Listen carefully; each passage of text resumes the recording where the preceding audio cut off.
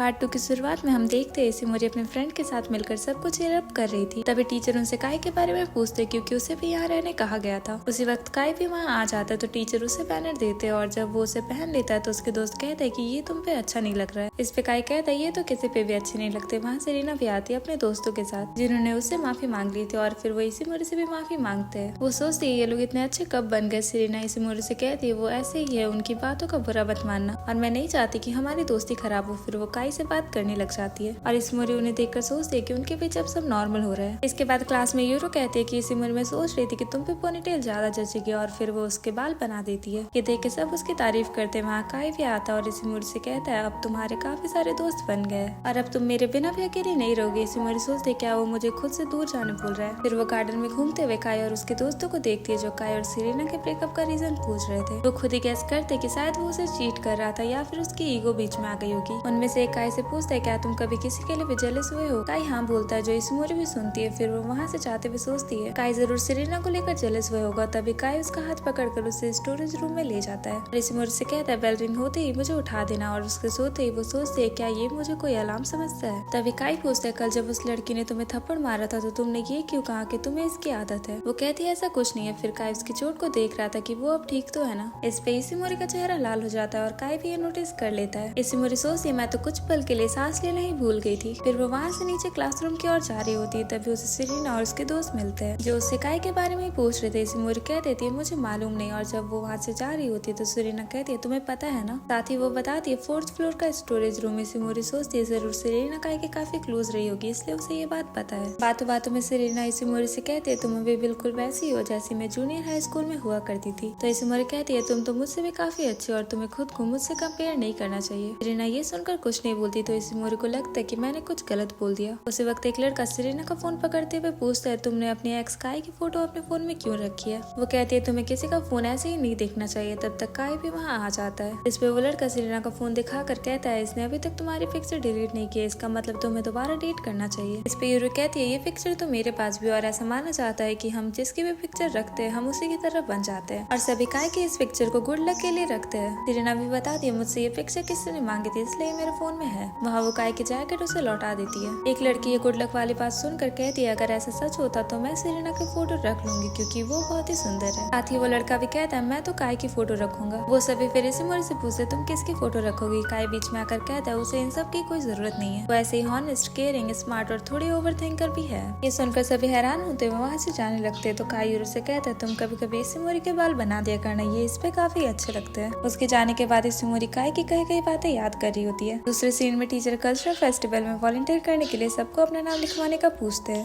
पर कोई भी हाथ नहीं उठा रहा था तो इसिमोरी हाथ उठाकर सोचती है सिर्फ पढ़ाई में अच्छा होना सब कुछ नहीं होता, हमें नई चीजें भी सीखनी चाहिए ताकि मैं अपने दोस्तों के साथ नई यादें बना सकूं। इसिमोरी को देखकर बाकी सब भी कमेटी मेंबर बनने के लिए हाथ उठाते हैं। काई उससे पूछता है क्या तुम ये कर लोगी तो वो कहती है हाँ। तो काई कहता है हार मत मानना। नेक्स्ट सीन में हम देखते हैं इसिमोरी एग्जीक्यूटिव कमेटी में ज्वाइन हो जाती है जिसमें वो कैफे ओपन करने का सोचते हैं जिससे वो तो बहुत खुश थी। फिर वो साइकिल चलाते हुए कैफे की चीजें स्कूल ले जा रही थी पर उसका बैलेंस बिगड़ जाता है और उसी वक्त काई उसकी साइकिल पकड़कर उसे बचा लेता है। वो उससे पूछता है तुम ये काम अकेले क्यों कर रही हो और बाकी सब लोग कहाँ हैं। जिस पे वो कह देती कि मैंने सोचा जिन भी चीजों की हमें जरूरत पड़ेगी वो मैं खुद ही ले आऊँ। इधर कैफे के काम में जिस लड़कियों ने इसिमोरी के साथ पार्टिसिपेट किया था वो आपस में बात कर रही होती है और वो कहती है हमें तो मेड कैफे करना भी नहीं था पर बाकी सब में से ये ठीक ही है। इधर इसिमोरी काई को बताती है उन्होंने आने से मना कर दिया था शायद इसलिए क्योंकि मुझे पाइप करना नहीं आता। काई उससे कहता है तुम्हें ऐसा कुछ करने की कोई जरूरत नहीं है। तो वो कह देती है तुम हर किसी को अलग ओपिनियन देते हो। काई कहता है क्योंकि मैं इडियट हूँ। वो पूछती है तो इडियट का डेफिनेशन क्या हुआ। काई बताता है जो रूल्स ब्रेक करे वो रूल्स जो बड़े लोग बनाते हैं। इस पे इसिमोरी कहती है इसलिए तुम खुद के दम पे जिंदगी जीते हो और अगर मुझे उनके और तुम्हारे रूल्स के बीच में से किसी को चुनना पड़ा तो मैं तुम्हें चुनूंगी क्योंकि तुमने मुझे वो रास्ता दिखाया जो मेरे मम्मी पापा भी मुझे नहीं दिखा सके। फिर काई वहाँ से जाते वक्त ये कहकर जाता है तुम अपने रूल्स खुद ही बना रही हो है ना कमेटी मेंबर। फिर से वो साइकिल से स्कूल जा रही थी लेकिन इस बार वो नीचे गिर जाती है। तभी कैफे के मेंबर्स उससे पूछते तुम्हें चोट तो नहीं आई और क्या तुम हमें अपना प्रोजेक्ट प्लान दिखा सकती हो। अब से हम तुम्हें अकेला नहीं छोड़ेंगे बल्कि तुम्हारा साथ देंगे। इस पे वो मुस्कुराते हुए कहती है हाँ मैं जानती हूँ कि सब कुछ अच्छा ही होगा। फिर वो क्लासरूम में मेन्यू डिसाइड कर रहे होते हैं जिसपे सभी कहते हैं क्या हमें इतना सब कुछ पढ़ना होगा। जिसपे वो आग बबूला हो जाती है और सभी लड़कियां मिलकर प्लान बनाती है। ताकि सब अच्छे से हो जाए। अब कल्चरल फेस्टिवल होने में बस 4 ही दिन बचे थे और वो सोच रहे थे कि कैफे को क्या नाम दिया जाए, जिसपे सभी कैफे 1 भी डिसाइड करते हैं। लड़के सोच रहे होते कि हम इतने कम वक्त में सब कुछ कंप्लीट कर पाएंगे। इसिमोरी बेफिक्र थी क्योंकि उसे खुद के साथ सब पे भरोसा था। प्रिपरेशन के टाइम आयुमी इसिमोरी से मिलने आती है और कहती है कहीं तुम मुझे भूल तो नहीं गई, जिसपे इसिमोरी कहती है मुझे तुम याद हो यार, बस मैं थोड़ा बिजी थी। तो आयुमी को देखकर कहता है तुम देन पर गर्ल्स के सॉन्ग पर डांस करने वाली हो और तुम बिल्कुल उनके सिंगर मॉक की तरह ही दिखती हो, जिसपे आयुमी प्लस करते हुए कहती है बुद्धू मैंने इसलिए बैंग्स कटवाए थे ताकि तुम मुझे इस नाम से ना चिढ़ाओ। ऐसा कहकर वो वहाँ से भाग जाती है और सीतो भी उसके पीछे जाता है। सब बात कर रहे होते कि कल्चरल फेस्टिवल के टाइम बहुत लोग डेट करते हैं। इसिमोरी सिरेना और काई को साथ देखकर सोचती है वो दोनों चमक रहे हैं, जहाँ काई रहता है वो जगह खुद ही ब्राइट हो जाती है। पर इधर भी सब कुछ ब्राइट है। इधर काई के दोस्त उससे रिकॉर्ड कर रहे थे जिसमें वो कुछ कहता है। उसमें उसने क्या बोला ये हमें कल्चरल फेस्टिवल के दिन ही दिखाया जाएगा और इसमें बस एक ही दिन बचा है। इसिमोरी का गोल अब भी कैफे को सक्सेसफुल बनाने का है और दूसरा काई से कन्फेस करना। फिर हम कल्चरल फेस्टिवल का दिन देखते हैं जहाँ इसिमोरी का कैफे काफी अच्छा चल रहा था, लेकिन मेट्स कम पड़ गई थी, इसलिए वो इसिमोरी को भी मेट की ड्रेस पहना देते हैं। इसिमोरी तो इस कपड़े में साई फील कर रही थी, लेकिन उसके पास इसे पहनने के अलावा और कोई ऑप्शन नहीं था और उसने इतना काम कर लिया था कि वो तो थक कर एक मूर्ति बन गई थी। फिर वो बाकी सबकी शॉप्स भी देखने जाती है जहाँ वंशी यानी काई के ग्रुप ने एक वीडियो तैयार की थी जिसमें सभी स्टूडेंट्स का इंट्रोडक्शन हो रहा था। काई भी स्क्रीन पर आता और उस क्लिप में वो कह रहा था कि इसिमोरी की जिम्मेदारी मुझ पर छोड़ दो। इसिमोरी बोलती है काई ये क्या बोल रहा है और इसका मतलब क्या है ये मुझे नहीं जानना है क्योंकि मैं आज बहुत खुश हूँ। तभी सारी लड़कियां इसिमोरी से पूछती है क्या काई तुम्हारा केयर टेकर है और तुम दोनों के बीच में रिश्ता क्या? इसिमोरी कहती है सब उसे मेरा केयर टेकर ही मानते हैं। ये सुनकर एक लड़की बोलती है तब तो जब तुम अपना स्टैंड लेना सीख जाओगी तो उसे तुमसे कोई मतलब नहीं होगा। और ये तो काफी अच्छी बात है। उनके जाने के बाद इसिमोरी स्टोरेज रूम में बैठकर उन्हीं लड़कियों की बातें याद करते हुए सोच रही थी इसका मतलब काई सिर्फ अपनी जिम्मेदारियों के कारण ही मेरे साथ है और ये पूरा होते ही वो मुझसे दूर चला जाएगा। तभी काई उसके पास आकर उसकी तबीयत चेक करता है पर इसिमोरी कहती है मैं बिल्कुल ठीक हूँ। तो काई उसके पास ही बैठ जाता है। इसिमोरी उसे बताती है कि मैंने तुम्हारी वो क्लिप देखी जिसपे काई कहता है मैं आज से ऑफिशियली तुम्हारा इंचार्ज हूँ। इसिमोरी उसे बताती है कि मुझे तुमसे कुछ कहना है। उसी वक्त रूम के बाहर लड़कियां बात कर रही होती है कि काई तो बस इसिमोरी का केयर टेकर है और तो और वो उसकी टाइप की भी नहीं है। ये सारी बातें काई और इसिमोरी भी सुन लेते हैं, जिसके बाद काई इसिमोरी का हाथ पकड़े हुए बाहर निकलता है जो देखकर वो चिढ़ जाती है। फिर तुम काई को समझाता है कि इससे पहले कि इसिमोरी तुम पे पूरी तरह से डिपेंडेंट हो जाए तुम्हें उससे दूर हो जाना चाहिए। काई कहता है ये बात मैं जानता हूँ। तो मैं कहता है फिर तो ठीक है और वहाँ से चला जाता है। इसके बाद आयुमी ग्रुप परफॉर्मेंस कर रही थी और सीतो तो बस उसे चीयर अप किया जा रहा था। इधर सिरेना कपल गेम में नहीं जाना चाहती थी तो इसिमोरी वहाँ आकर कहती कोई बात नहीं मैं इसकी जगह चली जाऊंगी। फिर सीन शिफ्ट होता है कपल गेम की और जहाँ इसिमोरी सोचती है काई अगर मुझे अभी यहाँ देखेगा तो वो शौक ही हो जाएगा। तभी होस्ट इसिमोरी को कहता है कि तुम तो वही पॉपुलर गर्ल हो जिसकी बातें सब कर रहे हैं, पर फिर वो उसके साथ बदतमीजी करने लगता है और ऐसा होते हुए सिरेना और काई भी देख लेते हैं। इसिमोरी को अच्छा फील नहीं हो रहा था तभी काई जंप करके स्टेज पर आता है और सबसे कहता है इसिमोरी इस गेम से क्विट कर रही है। उसे वहाँ देख कर सभी हैरान थे। फिर इसिमोरी रोते हुए काई से कहती है कि मैं तुम्हारे बिना भी अपना ख्याल रख सकती हूँ। इस पे काई कहता है मैं हमेशा तुम्हारे साइड रहूंगा और ये सुनकर इसिमोरी शौक होकर उसकी तरफ ही देखने लग जाती है। दूसरे दिन हम देखते हैं कि पूरी क्लास बहुत खुश है क्योंकि कल्चरल फेस्टिवल में वो लोग फर्स्ट आए थे तो सभी इसके लिए इसिमोरी को थैंक्स बोलते हैं। फिर स्कूल के बाद सभी सेलिब्रेट करने के लिए कराओके जाने का सोचते हैं, लेकिन इसिमोरी को तो 5 बजे तक घर लौटना होगा इसलिए वो उन्हें एंजॉय करना बोलकर घर जाने वाली थी। तो काई उसे रोकते हुए कहता है कि कराओके में बहुत हल्ला हो रहा है इसलिए मैं तुम्हारे साथ चलूंगा। वो उससे पूछता है कि अभी तुम्हारे पास थोड़ा वक्त है क्यों ना हम मार्केट चले। इस पे इसिमोरी कहती है हाँ मैं हमेशा से वहाँ जाना चाहती थी पर मैं अकेले नहीं जाने वाली। इस पे काई हंसने लगता है तो वो सोचते कि आज काई थोड़ा अलग लग रहा है। सीन शिफ्ट होता है जहाँ कुछ लड़कियां बात कर रही होती कि क्या सिरेना अभी भी काई को डेट कर रही है। सिरेना उनकी बातें सुनकर कह रही थी कि हम डेट नहीं कर रहे, जिसपे उसकी दोस्त हंसते हुए कहते कि तुम लोग फिर से साथ क्यों नहीं हो जाते। सिरेना उसे कुछ बोलती है इससे पहले कुछ लड़कियां उसे बुलाती है तो सिरेना को उनके साथ जाना पड़ता है और उसकी दोस्त बहुत ही परेशान हो जाती है। फिर वो लड़कियां सिरेना को बताती है कि ओगुनी को तुम काफी क्यूट लगती हो इसलिए वो आसुका से ब्रेकअप करना चाहता है। सिरेना कहती है तो इस पे मैं क्या करूँ, जिसपे आसुका उसका कॉलर पकड़कर उसे धमकाने लगती है। तभी इसिमोरी और बाकी सब उसे बचाने के लिए आते हैं, जिसपे वो लड़कियां सिरेना को छोड़ देती है और जाते हुए कहते हैं अगर मेरा ब्रेकअप हुआ तो मैं तुम्हें नहीं छोड़ूंगी। ये सुनकर काई उनके पीछे भागता है पर सिरेना उसे रोक देती है। तो काई कहता है ये तुम्हारे लिए एक बड़ी परेशानी बन सकती है और हम इसे ऐसे ही नहीं छोड़ सकते इसलिए मैं ओगुनी से बात करने जा रहा हूँ। फिर इसिमोरी सिरेना से पूछती है कि क्या वो ठीक है। वो कहती है हाँ। फिर आयुमी बताती है कि ये मिडिल स्कूल के 2nd ईयर से शुरू हुआ था और हम लोग 3rd ईयर तक एक ही क्लास में थे इसलिए मुझे इसके बारे में ज्यादा कुछ नहीं पता। उसके बाद सिरेना उन्हें बताती है और सीन पास्ट में शिफ्ट होता है। वो बताती है मैं उस वक्त भी पॉपुलर हुआ करती थी और मुझे आदत थी मेरे आसपास लोगों की होने की, लेकिन 2nd ईयर की शुरुआत में सब कुछ बदल गया जब मैंने एक लड़की को बुली होने से बचाया। तब से लोग मुझसे दूर चले गए और फिर काई मेरी जिंदगी में आया जिससे मैं बहुत खुश थी। काई के डर से किसी ने भी मुझे परेशान नहीं किया लेकिन अब भी कोई भी मुझसे बात नहीं करता। तो काई उसे कंफर्ट करता है जिससे सिरेना बहुत अच्छा फील करती है। फिर एक दिन काई के दोस्त उसे बाहर चलने के लिए बोलते लेकिन वो मना कर देता है तो सिरेना उसे समझाती है तुम्हें उनके साथ जाना चाहिए था। तो काई कहता है कि मुझे इन सब में कोई इंटरेस्ट नहीं और मैं तुम्हें अकेला यहाँ नहीं छोड़ सकता। ये सुनकर सिरेना सेरेना काफी खुश थी, तभी काय उसे किस कर लेता है और दूसरे दिन वो क्लास नहीं आया था। ये देखकर वही लड़कियां सेरेना को परेशान करने लगती है, तो सेरेना उनसे पीछा छुड़ाकर बाहर की ओर भागती है और तभी काय आ रहा होता है। वो कहता है माफ करना, आज मैं थोड़ा लेट से उठा, इसमें सेरेना रोने लगती है। फिर सीन प्रेजेंट में आता है जहाँ सेरेना बताती है मैं काय पर डिपेंड हो गई थी और इसी वजह से मैं कमजोर बन गई थी और अब मैं वैसे ही नहीं होता। आयमी उनके ब्रेकअप का रीजन पूछती है। सेरेना बताती है उस वक्त सारी लड़कियां बस यही बात करती थी कि काय मुझे बस इसलिए डेट कर रहा है क्योंकि उसे मुझ पर दया आती है। मैं उनकी बातें सच नहीं मानती थी, पर काय मेरे बारे में क्या सोचता है ये बताना भी मुश्किल था, इसलिए हमने ब्रेकअप कर लिया। इसी मोरी सेरेना से पूछती है क्या तुम अब भी काय को पसंद करती हो, जिस पे वो मना करती है। पर इसी मोरी हंसते हुए कहती है तुम्हें तो अच्छे से झूठ बोलना भी नहीं आता। और वहाँ टीचर भी उसकी हेल्प करने के लिए आ जाते हैं। इसी मोरी कहती है अब सब ठीक हो जाएगा क्योंकि तुम्हारे पास टीचर के साथ साथ काय का भी सपोर्ट है। सेरेना कहती है तुम गलत समझ रही हो इसी मोरी, मेरा मतलब है कि तुम भी तो काय को पसंद करती हो ना।